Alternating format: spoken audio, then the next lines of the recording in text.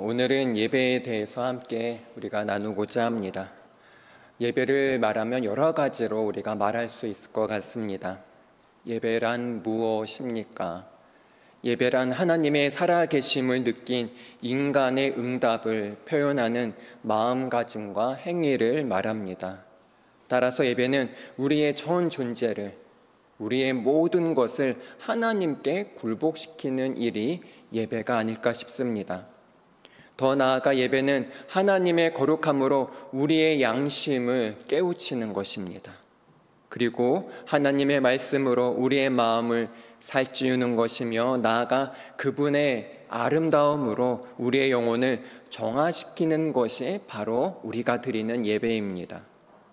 또한 예배는 하나님의 사랑으로 우리의 심령을 활짝 여는 것이며, 그분의 목적에 우리의 의지를 전부 다 내려놓는 것입니다.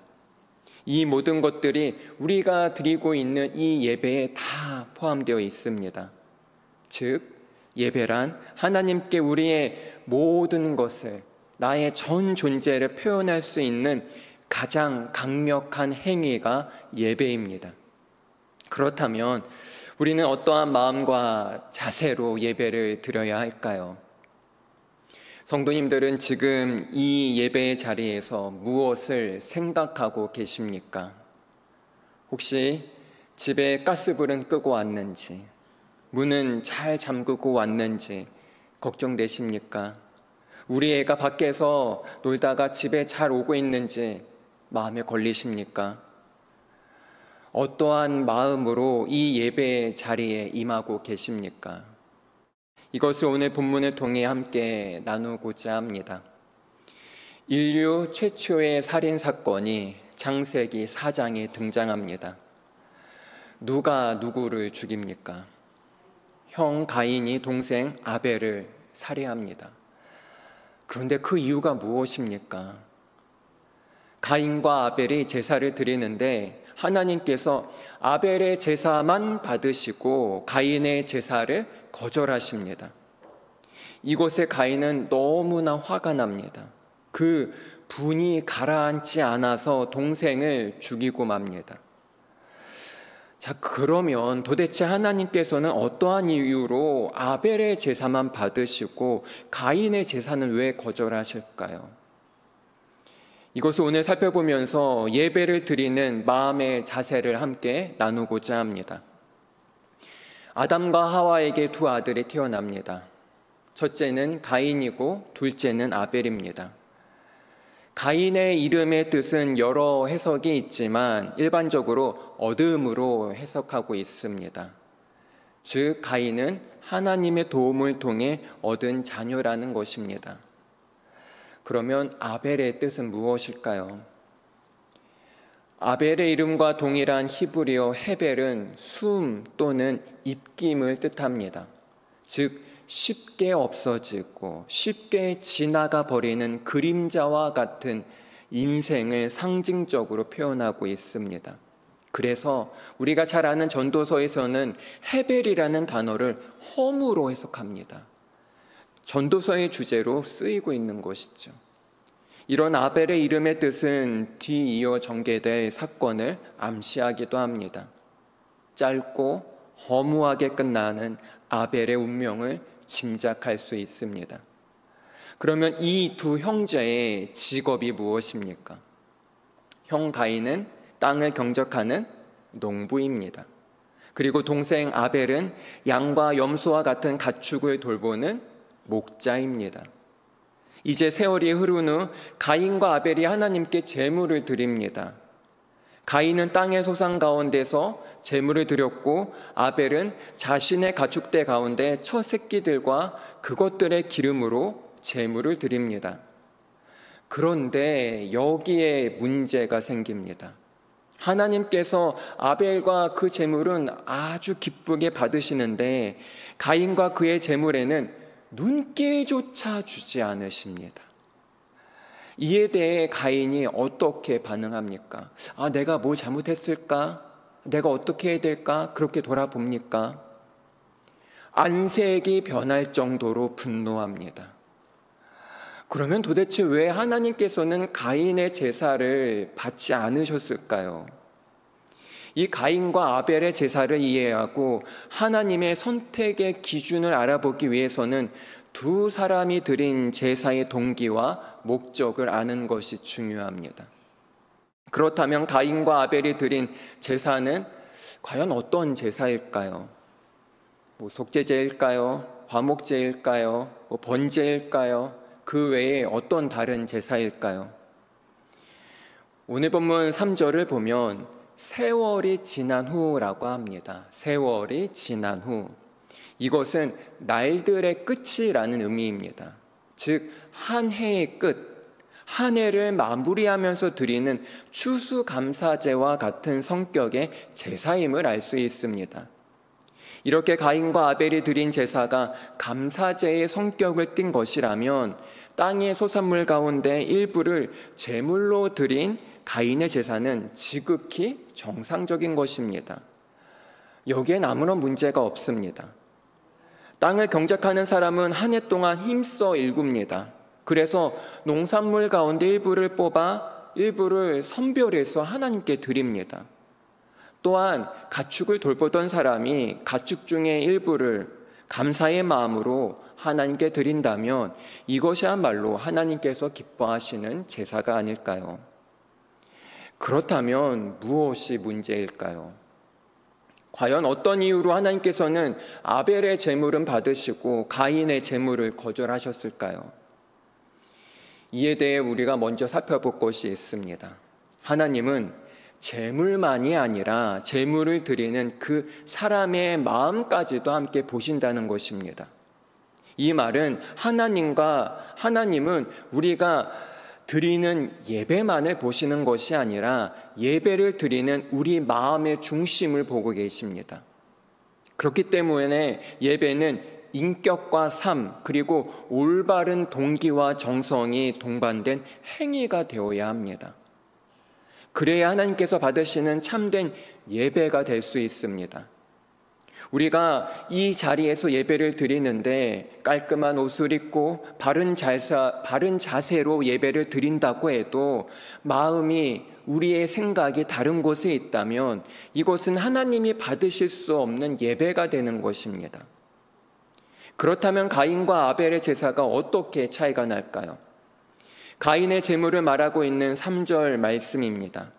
세월이 지난 후에 가인은 땅의 소산으로 제물을 삼아 여호와께 드렸고, 이어서 아벨의 제사를 말하는 4절을 보겠습니다. 아벨은 자기도 양의 첫 새끼와 그 기름으로 드렸더니 여호와께서 아벨과 그의 제물은 받으셨으나, 이것을 종합해서 보면 3절의 가인은 땅의 소산으로 제물을 삼아 여호와께 드렸습니다. 아벨은 4절에 양의 첫 새끼와 그 기름으로 드렸습니다. 여기서 가축의 첫 새끼는 무엇을 의미할까요? 가축 가운데서도 구별한 것임을 알 수 있습니다. 이 말은 하나님께 가장 좋은 것을 엄선하여 드렸다는 것입니다. 오늘날로 하면은 특 A급을 드렸다는 것입니다. 그야말로 아벨은 자신의 가축 중에 가장 좋은 것을 드렸습니다. 이 첫 새끼를 드린 것으로 보면 적어도 아벨의 제사가 가인의 제사보다는 더 많은 정성을 들였고 하나님께서는 그것이 더 나은 제사로 보셨을 수도 있습니다. 이렇게 가인과 아벨의 제사에 대한 평가는 제사를 받으시는 하나님의 반응 이후 가인의 행동을 통해 똑똑히 드러납니다. 가인이 자신의 제사에 하나님이 눈길조차 주지 않으시자 불만을 표출합니다. 만약에 가인이 드린 제사의 동기가 순수했고 하나님의 은혜에 대한 감사의 의미로 드린 제사였다면 그렇게 분노하지 말았어야 합니다. 또한 불만을 품을 만한 그 어떠한 이유도 없습니다. 가인의 이런 행동을 통해 우리는 가인의 마음과 자세에 그 마음의 중심에 문제가 있음을 알 수 있습니다. 하나님은 제사, 즉 예배를 평가하실 때 제물과 그 형식만 보지 않으십니다. 그보다 예배를 드리는 그 사람을 먼저 보십니다. 이러한 사실은 가인과 아벨 두 사람이 제물을 선택하는 모습과 그 이후 행동을 통해 확실히 드러납니다. 그렇다면 한 번 제사를 잘못 드렸다고 그 사람의 인생이 끝나는 것입니까? 한 번 실수했다고, 한 번 잘못했다고 그것이 끝입니까? 그렇지 않습니다. 이 시간 가인의 분노에 대한 하나님의 반응을 살펴보면서 그 이후 가인이 예배자로 하나님 앞에서의 삶은 어떠해야 하는지 함께 나눠보도록 하겠습니다. 하나님께서 가인의 제사를 받지 않으시자 가인은 분노하며 안색이 변합니다. 즉 표정 관리가 안 됩니다. 그리고 5절의 원문을 보면 몹시 화가 나서 고개를 떨구었다고 합니다. 지금 가인이 너무 화가 나서 몸을 막 부들부들 떨면서 고개를 숙인 채 이를 갈고 있습니다. 다들 상상이 가시죠? 너무 화가 나서 몸을 막 부들부들 떨면서 고개를 숙인 채 이를 막 부득부득 갈고 있습니다. 이게 얼마나 화났으면 이랬을까요? 하나님은 그런 가인에게 왜 그러한 반응을 보이느냐 물어보십니다. 그리고 7절에서 경고하십니다. 7절 말씀이 이렇습니다. 네가 선을 행하면 어찌 낯을 들지 못하겠느냐. 선을 행하지 아니하면 죄가 문에 엎드려 있느니라. 죄가 너를 원하나 너는 죄를 다스릴지니라. 하나님께서 경고하신 7절의 내용은 창세기 가운데 가장 어두운 구절로 말하기도 합니다. 이 7절은 세 부분으로 나눌 수가 있습니다. 7절 상반부에 네가 선을 행하면 어찌 낯을 들지 못하겠느냐. 가인이 낯을, 즉 얼굴을 너무 화가 나서 들지 못하고 있습니다. 이 말은 5절에 얼굴을 떨구고 있는 가인을 생각나게 합니다. 하나님은 분노와 불만으로 가득 차 얼굴을 땅으로 향하고 있는 가인의 행동을 질책하고 계십니다. 이어서 7절 중반부에 보면 선을 행하지 않으면 죄가 문에 엎드려 있느니라. 이것은 죄에 대한 경고입니다. 여기서 문은 입구를 말합니다. 이 문은 특정한 장소를 의미합니다. 즉 언제든지 들어올 수 있는, 드나들 수 있는 문입니다. 그래서 호신탐탐 기회를 엿보고 있는 죄의 모습을 강조합니다. 이를 통해 하나님은 가인이 죄를 범할 가능성에 대해 아주 강력하게 미리 경고하십니다.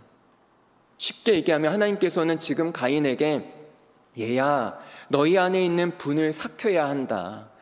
너희 안에 있는 분을 가라앉혀야 한다. 그렇지 않으면 그로 인해 돌이킬 수 없는 죄를 범할 수 있다라고 지금 다독이십니다. 그러면서 재차 당부하십니다. 7절 하반부에 죄가 너를 원하나 너는 죄를 다스릴지니라. 하나님은 가인에게 죄를 지배하고 그 죄를 제어하라고 말씀하십니다. 즉 죄를 다스리라고 하십니다. 이것을 통해 우리가 알 수 있는 것이 있습니다. 죄가 나를 다스리는 게 아닙니다. 내가 죄를 다스릴 수 있는 능력을 하나님이 주셨습니다. 그러기에 죄의 결과에 대한 책임이 바로 우리에게 있습니다. 가인의 삶은 한 번 제사가 받아들여지지 않았다고 해서 완전히 끝난 것이 아니었습니다.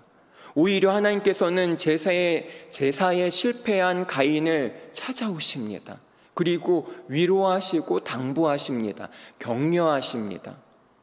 가인을 찾아오신 하나님은 가인의 상태를 점검하시고 그가 저지를 수 있는 죄를 미리 경고하십니다.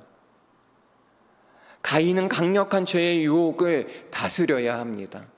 그래서 돌이킬 수 없는 죄에 빠지지 말았어야 합니다. 이것은 마치 아담과 하와에게 선악과를 먹지 말라고 한 경고와 같습니다. 이와 같이 하나님은 우리에게 제사보다 삶이 더 중요함을 말씀해 주십니다. 한번 제사에 예배에 실패했다고 삶 전체가 잘못된 것은 아닙니다. 오히려 그러한 실패의 경험을 통해, 그러한 실수를 통해 거울을 삼아 자신의 부족함을 인정하고 그 이후의 삶을 더욱 신실하게 살아나가는 것이 중요합니다. 그래서 하나님은 경고하셨습니다. 그런데 그런 하나님의 경고와 위로하심에도 불구하고 가인은 어떻게 합니까? 하나님의 말씀을 따라 그 죄의 욕망을 다스립니까? 아니면 죄에 굴복합니까? 8절 말씀입니다. 가인이 그의 아우 아벨에게 말하고 그들이 들에 있을 때 가인이 그의 아우 아벨을 쳐 죽이니라. 그런데 이 8절에 가인이 아벨에게 말하고의 각주를 보면 고대 역본에 이렇게 나와 있다고 하죠. 우리가 들로 나가자. 하나님의 적극적인 당부와 그 경고에도 불구하고 가인은 동생을 들판으로 유인해서 죽이고 맙니다. 이로써 가인은 인류 최초의 살인자가 됩니다. 이러한 가인의 모습은 하나님의 말씀을 통한 경고에도 불구하고 죄를 다스리기보다 죄의 길로 나가고 마는 우리의 모습을 보여주기도 합니다. 우리는 예수님 안에서 하나님과 지속적인 연합의 상태로, 예수님과 하나의 상태로 있어야 합니다. 만일 그 하나님과의 연합이 끊어지면 우리는 언제라도 죄의 지배 아래에 빠질 수 있는 위험에 노출되고 맙니다. 그래서 예수님께서는 우리에게 시험에 들지 않게 기도하라고 말씀하셨습니다. 이제 가인이 아벨을 살인하는 비극이 일어났습니다. 그 후 9절에 하나님께서는 가인에게 물으십니다. 9절 말씀입니다. 여호와께서 가인에게 이르시되 네 아우 아벨이 어디 있느냐? 그가 이르되 내가 알지 못하나이다. 내가 내 아우를 지키는 자니까. 죄를 범한 가인에게 하나님께서 하신 말씀, 네 아우 아벨이 어디 있느냐? 이 말씀을 들을 때 우리는 아담과 하와가 죄를 범했을 때 하신 하나님의 말씀을 떠올려 볼 수 있습니다. 아담아, 네가 어디 있느냐? 가인아, 네 아우 아벨이 어디 있느냐? 그렇다면 하나님의 이러한 물음은 어떠한 의미가 있을까요?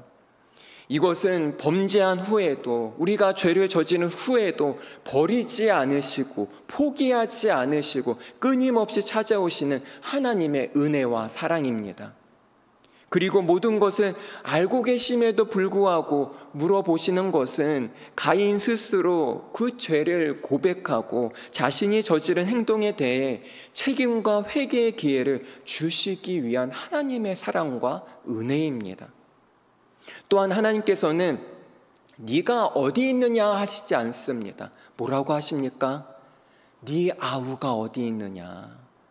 이 질문을 하십니다. 이것은 개인으로서의 인간이 아니라 함께 사는 존재로서의 인간의 모습을 일깨워 주십니다. 그렇다면 네 아우가 어디 있느냐라는 하나님의 물음에 가인이 뭐라고 대답합니까? 그때라도 회개하면 되죠. 그런데 이렇게 말합니다. 내가 알지 못합니다. 내가 내 아우를 지키는 자입니까? 자신은 아우를 지키는 자가 아니라는 이 말은 내가 목자입니까? 나는 가축을 지키는 목자가 아닙니다. 가축을 지키는 일은 아벨이나 하는 것입니다. 하나님을 우롱합니다.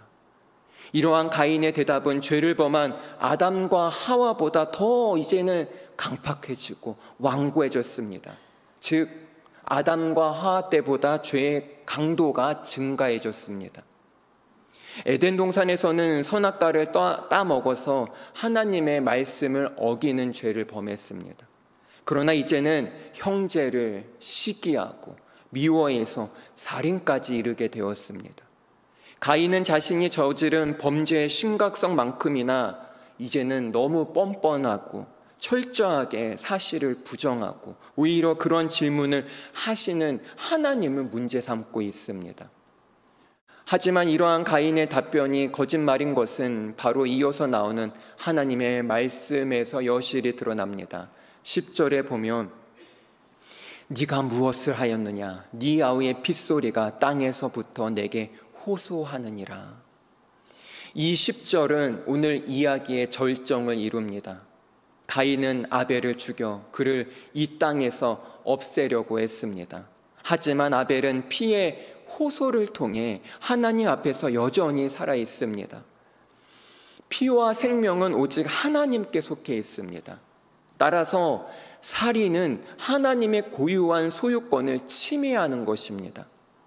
피 안에 생명이 있고 무고하게 흘린 피는 땅에 묻히지 않고 하나님께 호소합니다.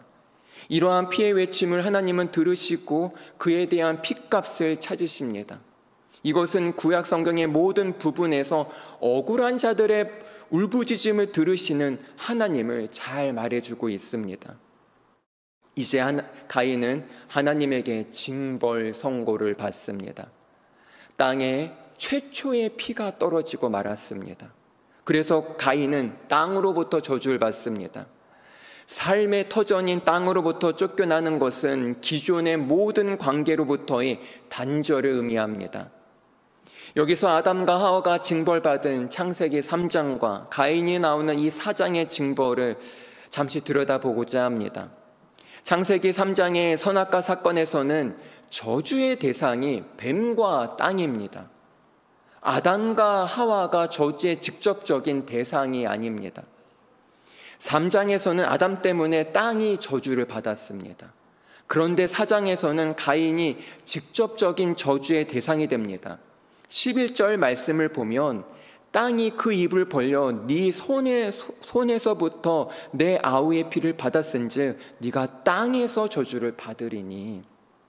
3장에서는 아담이 저주받은 땅으로부터 수고하고 땀을 흘린 대가로 땅의 소산을 먹을 수는 있었습니다.